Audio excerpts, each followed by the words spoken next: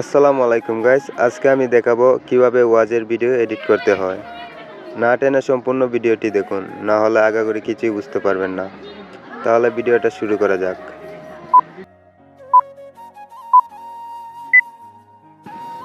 প্রথমে আমরা চলে যাব ইউটিউবে আসার পরে এখানে সার্চ করব আনিসুর রহমান আশরাফি। দেখেন গাইস, এখানে অসংখ্য ফেক আইডি চলে আসছে। আমরা আসল আইডিটা বের করে নেব।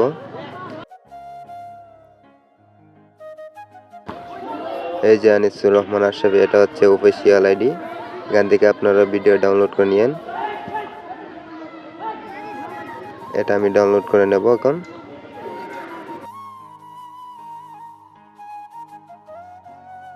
স্ন্যাপটুব দিয়ে ডাউনলোড করে নেব।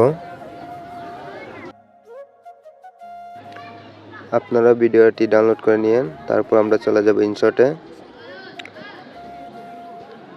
আসার পরে এখানে ভিডিওতে ক্লিক করে দেব, প্লাস আইকনে। তারপর এখানে একটি ভিডিও যে ওয়াজটি ডাউনলোড করছি এই ওয়াজটি অ্যাড করে নেব। অ্যাড করে নিলাম। তারপর এখানে ক্রপ করে নেব। এই যে ইউটিউব সাইজ দিয়ে দেব। এই যে তারপরে গাইস এখানে ফিল্টার লাগাতে হবে, না হলে কপিরাইট চলে আসবে। আমরা ফিল্টার লাগিয়ে নেব। এখন এখানে দেবেন। এখানে দেওয়ার পরে এখানে সাদা কালো যে ফিল্টারটা আছে এটা দিয়ে দিবেন। দেওয়ার পরে টিক মার্কটি দিয়ে দিবেন।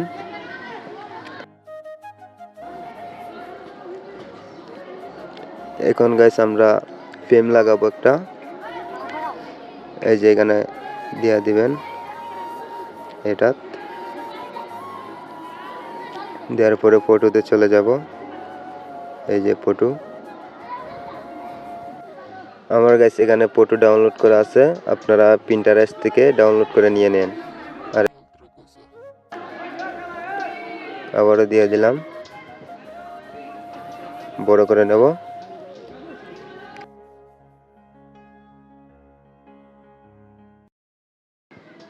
এখানে মার্কসে টিপা দিয়ে দেব।